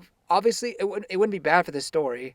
Wouldn't ruin it at all. It's just it's an interesting point that I would like expounded upon and would bring even more character development, I think, to Echo. But right. Although anyway. like I agree with you. I do think like learning more about the backstory of her will add a lot to her character. Though at the same time, since she is pretty young, still very young. I mean, how old is she? Like 9? I don't know. Something like that. Yeah, right. I feel like she's taller than March, so yeah. Right, but being so young, I think most of her interesting parts, most of her character development can come from her now. Or her future. I mean, that's true too. That's true too. So yeah, but yeah, regardless, can't wait to see her again. Like I said earlier, I like things being explained and there's a purpose for things. I like when writers have that thought out, whether at this time or eventually. Right. But that I don't. If the author feels that she doesn't want to go that route, that's fine. That's one thing that doesn't necessarily change the way how I feel about the story. You know what I mean? Yeah. I totally gotcha. Anything more on Echo? No, that's it. All right, then there isn't a lot left, but a little bit on Messar and sort of, I guess, characters surrounding him. I guess we can touch on the warrior trio and stuff like that, but his big brother, the Prince Anno, returned from the expedition like right as the battle was ending. I totally forgot about him. Like, wait, that was a thing, wasn't it? That was a thing, and I mean, he was the reason why they got this 10-day time limit, which as we talked earlier, may or may not have been sort of a factor in killing March. Well, right. I mean, totally. I guess I do understand him being upset or him being emotional when returning to the news that his dad and his sister are dead. Obviously, I understand him being upset at that. But still, he was very uncool. Like, incredibly uncool in how he treated the other characters. Even his brother or his half-brother. Mm-hmm. You know how I took it? I took it as another act. Just that I don't know why he felt like he needed to act like that, but his true intentions were to get them safe from the Church of Bennett. Well, I sort of had a similar thought. I can see what you mean. I disagree with it though, but go on. Sorry. Well, just that he would be willing to protect them, and at least that's what I got. And so in order to, I guess, make sure they leave, he had to pretend like he was a harsh person, given that 10 days. So that's how I took it. Right. I mean, when I first read it, or when I first saw it before the whole Bennett part, I was like, yeah, like, wow, what a jerk. But then he brought up that, and I don't know. There could be some conflicting feelings there. I think for sure he is distraught about the death of his father and sister, and so there must have been frustration there as well. But Right. I also think there was method to his anger, and in truth, he was trying to get them safe and away from the Church of Bennett, Right. and also keep his people safe. Right. Yeah. Because I definitely that thought crossed my mind too, because he made a comment to one of the other people. I think something that made it feel like it was an act, or that it at least potentially could have been. But even then, I feel like he would have, or I would have respected him more if he hadn't gone through with all of that, and if he instead would have, well, stood up for these heroes Oh, and sure, protected yeah. them, and put effort into keeping themselves himself instead of letting them take care of themselves. I would have respected him much more if he had gone that route instead. Yeah, I would have respected him more as well. Totally. But I feel like I understand that there was ulterior motives, like an underlining meaning behind that, Yeah. versus just being a jerk. Fair. Yeah. You know? Yeah. No, I definitely see that too. Yeah. And I guess that whole thing sort of led to I thought a very sweet moment between the warrior trio. When they kind of realized that we're friends. Like, it was kind of corny, but I thought it was pretty sweet. Yeah. You gotta have your bros. Yeah. You hear me, bro? Yep. Brah. So yeah, nice scene. Anything more on Messar or any character related to him? No, not related to him, no. No. The only other character I got anything on is Cam, and it's not that much, but well, he had a little bit of an up and down journey throughout this volume, and he thought the girl he liked was dating this Miguel person. Turns out that guy was dating her mother, so that was good. That was nice, and yeah, things worked out for him. But yeah. When simping goes very well. Yeah, exactly. I mean, the whole misunderstanding with the mom's boyfriend, Miguel, it was really funny. Yeah. Now, obviously done on purpose, and so when you see Miguel for the first time, it's like, wow, he looks really old. Am I wrong in thinking that? Right, yeah. I know. And so when the reveal happens, it's like, oh, that makes sense. Right. That makes sense. I did think the wording was a little odd, but I'll be honest, I didn't put it together that it was her boyfriend per se. Yeah. The mom's boyfriend. Exactly. I didn't put that together either, but something felt off at the same time. So yeah. Yeah. Although I will say, if things didn't work out with Uis, or however you pronounce her name, Yeah. Uis, Whatever it I'm is. sure Seta would have been more than happy Yeah. to take her place. I sort of got that feeling too. Yeah. I hope Sarah found someone good for her. Yeah, I do. I'm sure she did. She seems like a very capable woman. And speaking of Sarah, she's speaking to Miguel. She's like, "Do you think we could protect them?" And, and then next page, is like arrows in the back. Oh yeah. That was such a good fake out. I was like, "Well, not if you're dead." Yeah, man. Yeah, there was so much brutality and darkness and sadness in this book. Like, it's so true.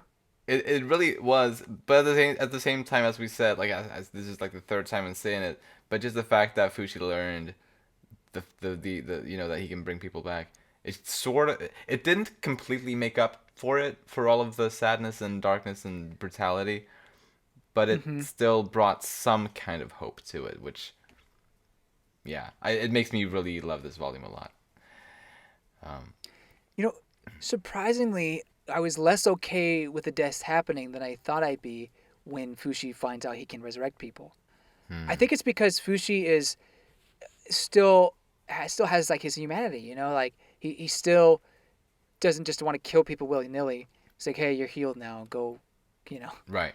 that kind of situation. So when that death happened, I mean, I think it was a good fake out, but I was also kind of like, oh crap, no, Yeah. I didn't want that to happen. Right. So like deaths still have weight. Oh yeah. At least it felt like in this volume. And obviously, we had like Kahaku die and won't be coming back. Probably. Unfortunately. Yeah. So there that death did have its toll, but anyway, it's just I expected to once Fushi found the truth that almost death would not be a big deal anymore, but we got so many deaths at the end of this chapter, whether old age or euthanasia. Right. Yeah. It was just like, oh man, this is heavy. Right? Yeah, it really is. And like it's not just the fact that like in the case of Echo, like Fushi didn't just want to kill her and revive her in order to heal her. Like Yeah, I respected that while it was, you know, and it ended up being very sad. I definitely respected that. And as you said, it makes the other deaths also feel well more impactful. And also the fact that he made this statement that he would bring his friends back, or he would let them live in a world after he has killed all the knockers. So while I don't know if he'll stick to that entirely, at least I feel like it's something that's at least partially going to be relevant still. Like Yeah. he's probably not going to bring everyone back in like a whole like a big old party, you know. It's going to be there's going to be reason for people coming back, and yeah, the deaths do still hold weight, very much so. I mean, everything that we have read up to now, I knew since we started this podcast in the very beginning. I still cried my heart out when March died and when Gugu died, you know. Yeah. So even though I knew that they would come back in volume 12, or March came back a little earlier than that, but you know, I still, even, you know, those deaths were still so incredibly impactful and still are. So yeah, it's just dealt with so nicely and so well that it's just so good. Indeed, I agree. So what other characters do we got? I got a little bit on the knockers, not much, but a little. I do as well. Okay, then let's move there. The one thing I got there is that it spoke. Yeah. To Echo, like it made a face in her arm and it spoke to her. Like, oh whoa, that was so creepy. Super creepy. Oh, one of the creepiest things in this manga, hands down. Yes. It's so. Oh my gosh. And I mean, and the fact that I'm pretty. Correct me if I'm wrong, but did it have pupils? Like, because the previous faces the knocker make are not this smooth and skin like usually looks like vines, but also the eyes are just like white, like they don't have a actual pupil or anything like that. Right. No, but I think did. Yeah. It it did, right? Just like the boy's face, like. Yeah. And again later on when Kahaku faces this knocker, when it's still in Echo's arm, and it creates all of those, or maybe not all of those people, but at least I think when it creates the first form, when it creates the boy, yeah, he still has pupils there, even then. So yeah, the knockers definitely have evolved or improved. Well, I wonder, so what is going on? Because we see other knockers that had, well, at least we see Perona knocker. She still looks like a plant. Right. Yeah. Like creature. So what about this one that had all of these Fushi forms is different? Exactly. And so I was wondering, and the thought came, what if it's because it's connected to Echo? Maybe that has something to do with the earthenware. And some of my theories in the past, how the earthenware people may have been created somehow through a similar substance that is the knockers. Right. or that could be in itself like the beholder's body. Mm-hmm. Um, so I don't know. It's hard to say because, like you said, we this is the first time the Knockers have spoke, and yet they were inside Kahaku's arm this entire time. Sure, it was able to write, but it didn't form a face. It didn't form anything. Right. Yeah. Now that could be because it didn't have any. It didn't take any forms. I just Right. realized, it didn't have any forms. So Right. maybe that's why. But could it, when it had all these forms and it went into Kaku's body, would it have been able to do that again? Yeah. Yeah. Exactly. That's the question. So yeah, I really like your idea that it might be related to Echo specifically and like her people. Uh huh. I definitely hadn't considered that.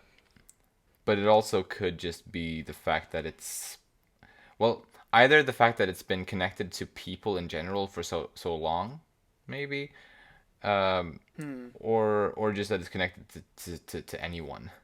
Uh, but well, we do know that Echo obviously comes from a special people, so that that could Yeah. with some sort of connection to the Knockers, as we know that they communicate in the same sort of way. So yeah, yeah, that's really interesting. Yeah. I'm not. I'm not 100% sold on the theory. I think it would bring her people into the story a little better. But Mm, we do know that Kahaku was able to extend his limb, his left arm, in a way because of the knocker. So I guess the stretchability and all of that was possible even with Kahaku, not just Echo. So there's that, mm. and maybe just because they didn't have a form to take. I just it's just interesting that knockers in general can only really control plant like, or I guess even rock like things. Mm, Flesh is something that they struggle with, right. and yet here we have a knocker that was able to create some fleshy things. You're right. Yeah. At least it definitely looked like it. So yeah, yeah. Very interesting. Hopefully something we'll learn more about. Because I was also thinking about that related to the knockers. That Kahaku's knocker was the only knocker left in the area that Fuji had covered. You know, Mm-hmm. when he was like sensing for knockers at the end of the battle, the only one that was left was the one in Kahaku's uh, well face at that point. Uh, Yeah, and I guess it's unclear if that was the last knocker in the world. Probably wasn't. Uh, I think I agree with that. but still, like it's a little bit unclear. There's probably still knockers, Mm-hmm. or there must still be knockers around. Ones that escaped outside of Fushi's area, Uh-huh. when things started looking dire for them. That's the thing. I mean, eventually they won't be able to escape, right? Exactly. Yeah, yeah. If Fushi keeps on spreading the way he has started to, then yeah, yeah. Eventually, there will be no place to run. So then where do they go? Like, are they just gone from the story? Or Knocker is gone? Is there going to be a new antagonist? Right. Yeah. Exactly. Are they going to take a new form? I wonder. How can they have a new tactic? Like, unless somehow, like you maybe or you mentioned a little bit earlier, that they evolved and they're able to control human flesh somehow, or just flesh in general. Right. Hmm. Maybe there's something to that, and maybe they somehow are able to merge with the population unnoticed by Fushi. Hmm. But then, how is that any different from them just coming and getting a body, without doing this whole knocker thing? Yeah, I don't know, man. I, I I do not know. I mean, so far they have come up with some unexpected tactics that we hadn't really foreseen. So there might still be true, things that we true. can't really come up with You're that's right. gonna happen. Hmm. But I mean, I don't know. The sky. They're gonna live in the sky. I mean, I would feel like by the time that the story reaches the modern age, which I guess presumably will be when Fushi, or not necessarily, but at least what I speculated on earlier, might be when Fushi wakes up from this slumber, I guess you could call it. That Uh-huh. he wakes up in the modern age, and at that point he has covered the entire world, and with roots at the very least. He might not have made every part of the world his, but at the very least he might have spread roots across the entire globe at that point in time, perhaps. Yeah. Then, yeah, he's gonna be able to hunt down those knockers pretty easily, supposedly. So I don't know. Big question mark. Man, yeah, like that's what's so interesting about this arc shift here is like it's such a big shift. Like we don't know. There's so much we don't know. So It's true. hard. It's hard to speculate, but it's yeah, it's very exciting. It's fun. And I've been wondering about these things for over a year. You poor soul. Tonight I will find out. Soon a your little pain bit, will at be. least. Yeah. A little bit. Your pain is almost over. It almost is. Anything more on the knockers though? No, not on the knocker. All right. Any other characters? Yeah, Beholder actually. All right. First off, he comes in. He's like, "Did something bad happen?" I'm just like, "Bruh, Yeah. pay attention." I know. Or like, look, I understand that this is all like somewhat meaningless to an eternal being like you, but have us some compassion, man. Like, come on. It's like, did something bad happen? Yeah. Shut up. Totally. So rude. I mean, in the end, I guess he does give them the idea that Fushi can be brought back somehow, and obviously he's Right. not. Obviously, he's showing that he's not worried. Like this isn't a problem. Although it seemed like very much a problem. Yeah. I guess maybe he was kind of hoping that this would happen, and he felt like this would be a great push for Fushi to grow even more. It's just like, I got stabbed by a sword, so does Bone. Oh yeah. We're even. But it wasn't me! It's only fair. Yeah. Yeah, I mean, he's a dick, as always. You know. But, Yeah. But actually, I hadn't really taken any notes for the Beholder, but speaking of him, I was reminded of the scene later on when he appeared and kind of paused the time, Yeah. when I feel like that was a moment when there was an unusual amount of understanding between him and Fushi, which we haven't really seen a whole lot of. You know, I feel like, you know, there's always been a tension between them, and Fushi hasn't always been on the same page as him, and he hasn't really usually been agreeing with him. But he came in there, paused the time for Fushi's sake, and yeah, I feel like Fushi appreciated that, and they understood each other in that scene. Right. I think, as the story goes forward and Fushi expands his powers, I think he'll come to understand the Beholder much more. Right. And maybe he'll grow to surpass him in a way where he's able to keep his humanity and his compassion where the Beholder maybe wasn't quite able to do so, or maybe the Beholder is hiding all these feelings for whatever reason. Either way, I think we're starting to see, like you said, more understanding between those two. Definitely. And I think it's fun to see. Obviously, it's a very supernatural, fantastical thing. You know, both of these characters are incredibly unnatural. But it is really fun how, like, back in the Jinanda arc, for example, when Fushi was talking about the Beholder with Tonari, and at that point, I think, at that point in Fushi's life, the Beholder made a comment saying that he's about at a 14-year-old. He's at that age, Right. Rebellious. Exactly, precisely, which makes perfect sense in that, with that in mind, he really did not like his quote unquote father, and yeah, it was just, it was rough. But now, obviously, he's probably we don't know for a fact how old he is mentally right now, but surely much older than 14. And so for him to start to come to grips and to understand his parent better it only makes sense. Yeah, I agree. Yeah, it's fun to see that progression. Speaking of stopping time, I think that just implies that Fushi would be able to do that in some point, right? For sure. If everything goes according to plan, and I wondered, well, now that we understand more of why the Beholder has these kind of powers, because it's his body in general, he stops time. I guess he just stops his body. He stops everything from moving. Maybe? Or, I mean, if it's a similar thing to what Fushi's doing, so could Fushi eventually be able to do that? Just kind of stop everything that's his body, his world, just from moving. Right. I mean, I think definitely. I think as I said, I think I've said this at some point that everything the Beholder can do now, Fushi will be able to do it at some point as well. Yeah. Like I still feel very strongly about that. Every single thing, I think. It's just gonna take time. I just, yeah.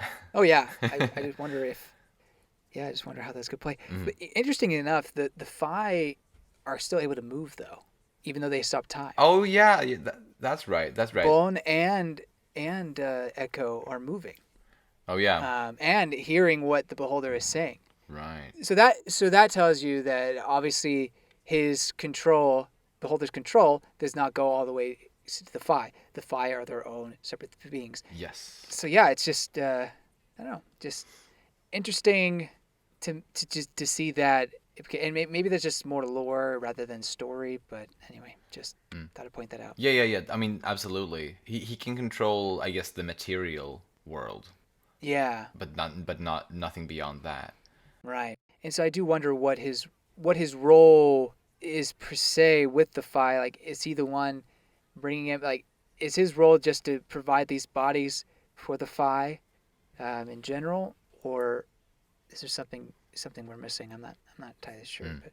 And is he working? Is there someone else he's working with? Like, who's creating the Phi? Right. Oh yeah, and yeah, right. When we were talking about, like, I feel like it's been a long time since we talked about this, but like I feel like back in the early volume discussions about in this series, we talked a lot about the potential existence of other beings similar to the Beholder, or like on that power level or whatever.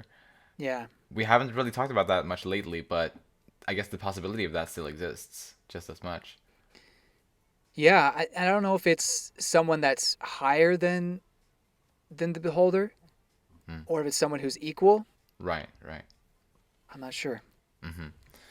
Yeah, because lately we haven't really gotten much clues to really support those sorts of theories, but we also haven't gotten anything to say that, or like to disprove it either. So Right. Very well. But my crackpot theory for this podcast, I know I've had a few, but here's my really big crackpot theory that I really don't like as much as my previous one for the Beholder, where Fushi's just replaces the Beholder, Right. That kind of situation. But my crackpot theory is, what if Beholder is Fushi, and that this is kind of a time paradox kind of a thing, and so Fushi created himself and started his life, and so there's no beginning, but there's no end, and so it's just like this complete circular round kind of a thing. Yeah, so it's definitely hard for us mortal beings to understand. Yeah, actually, I will say, and I had sort of forgotten about it, but you reminded me of it now, and I'm not just saying this. This is actually true. Sure. I actually sort of had similar thoughts back when I read this book, back a year ago, that I hadn't, but I definitely you reminded me of that. I also had that sort of speculation, or I guess just curiosity, that what if that's the case, and obviously it would be wacky. It would be, super. But really interesting though. And because I think even back then, I tried to look at the Beholder's face. I tried to see is it reminiscent in some sense of the boy's face? Although that doesn't even necessarily have to be the case. Obviously, Fushi, right? He can he's a shapeshifter, obviously. So I guess it's completely irrelevant, really, to look at it that way. Yeah, it really. I mean, it could be. I think the biggest issue with this is he seems to be surprised by some things. At least he says he's surprised. And I don't know. He'll tell Fushi he has to do something, but Fushi's like, I'm gonna make this choice. He's like, okay, that works too. Yeah. So it's if it were to be the same person, I would think that what Fushi experience is different than the beholder in some cases. Yeah, that could be interesting. Time stuff. It's like Yeah. it's like his life is on loop, but the circumstances around his life is not, or Oh, something like that. that'd be interesting. It's like a phoenix bird, kind of, Uh huh. Mm-hmm. sort of. Although Except obviously he's not. able to mentor himself. Exactly. Yeah. Yeah. Yeah. No, it'd be interesting. I think I like the idea better of like there's like an infinite amount of the maybe not infinite amount, but Beholder creates Fushi, and then Fushi creates his own world, and Hmm. Fushi creates his own Fushi, and then et cetera, et cetera. And it's not necessarily the same person. Right. I like that theory more, Mm. but I think this could work as well, Yeah. Right. Right. Absolutely. or would be interesting. Totally. It's worth keeping in mind, and it's a lot of fun to think about, for sure. Yeah. So, any other characters? So, where's Poco at the end of the story? We saw she was there to embrace Bon when he came back, but when he died, she was not there. And so I wonder if she actually made it to Yanome. Exactly. Exactly. Yeah. Yeah. I mean, that's my headcanon. So maybe we'll get a Poco 2.0 in this next arc. Hey. Yeah, dude. Totally. uh, That would be great. I'd love that. yeah, sure. I honestly, I guess the other stuffs are just kind of little things like the anti-Fushi faction. Are they going to be a thing going forward? Mm-mm. Mizuha, what's up with the feather? Does that mean anything? Exactly. Yeah, that's also something. Like, is it Ligard's feather?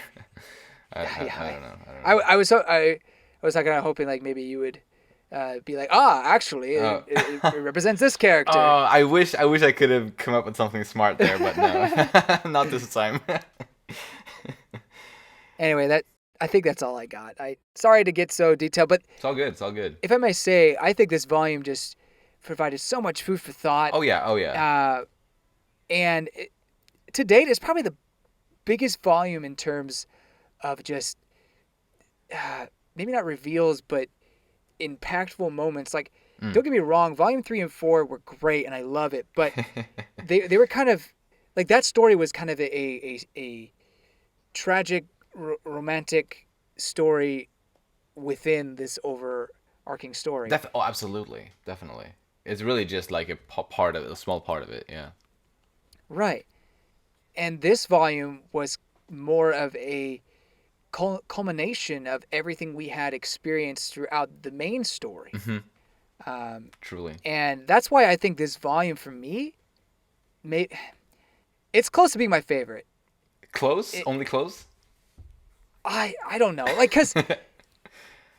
because I really love the Gugu volume. I don't know if I get like 3 or 4 better. So maybe I would put this number 1. Yeah. I have to think about it, but I mean, it's really good. It really does a terrific job at really like tying the whole story so far together really neatly.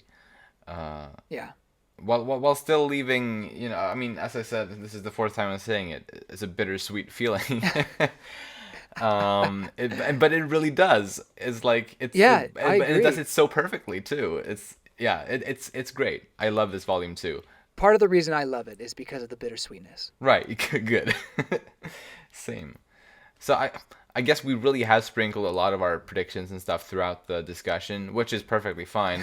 But if there is anything left that we haven't mentioned, anything that you'd like to speculate on or mention that you might, well, any predictions or anything like that, feel free to do it now. I don't. I'm sorry. I thought we had already moved on to predictions. I mean, cool, awesome. Then then we're done with that too. So yes, as far as recordings go, this is much longer than we usually go.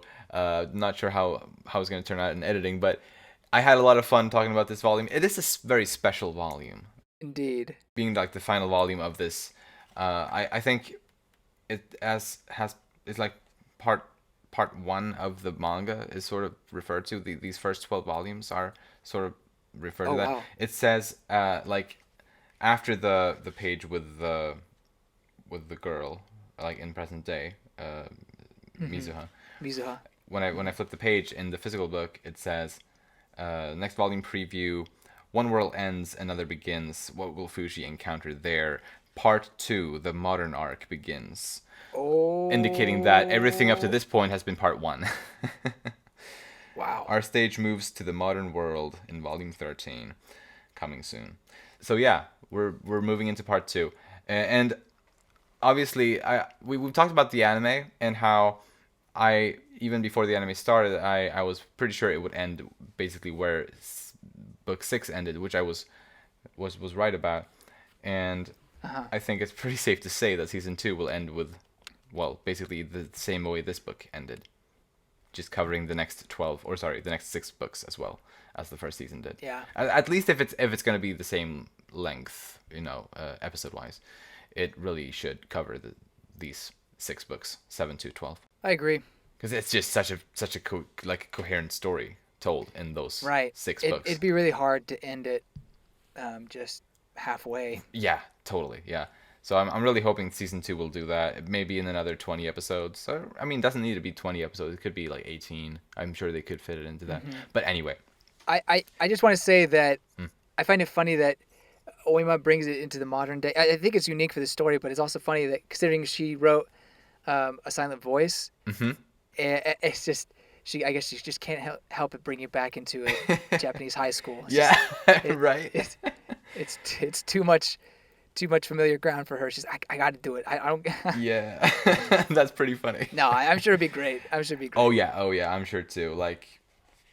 There hasn't been a single bad volume out of these first 12, and I'm just excited for a change of scenery and change of time age. And just seeing Fushi interact with this new world, and perhaps seeing his friends getting brought back into this new world as well, should be a lot of fun. I want to see Fushi eat a bogo from McDonald's. Oh yeah, oh yeah, yes, yeah. That's a true Yanome fashion. Perhaps, because I do agree with you. I do think it's going to, or at least based on what we saw in the final thing here in the book, it does seem like Yanome will be the place where it's set. So that's what I feel like too. So that's exciting. Yeah, I don't know what more to say other than I'm super stoked to read volume 13 again. It's been waiting for me so long, and I've been waiting for it. So. Yeah, I'm gonna have a blast reading through that volume, and I look forward to talking about it with you next week. I'm so sorry for going as long as we did with the discussion, but there were just so many interesting things to talk about. Stop apologizing. It was a special volume. This was a special volume. So if this episode goes a little over, that's fine. But yeah, this has been great. If you enjoy our content, you can follow us on Twitter at Umami Manga, and it would be lovely if you'd like to support us by either rating our show on the podcast platforms or subscribing to our channel Umami Manga on YouTube. If you like this episode, please share it with anyone you think might enjoy it too. Thank you so much for listening again, and we'll see you next time when we'll talk about Volume 13. Bye bye. See you later.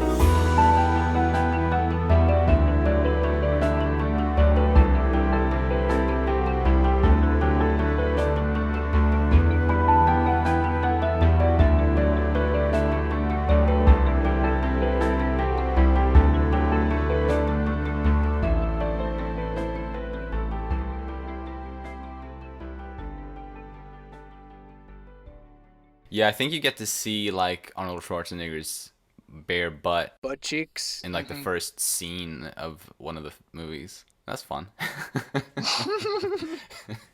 You have a recording now of me saying butt cheeks. Yes. That's what I always wanted. It's been my end goal of this entire time that we've known each other. Oh no! It's all been leading up to this. I've been tricked.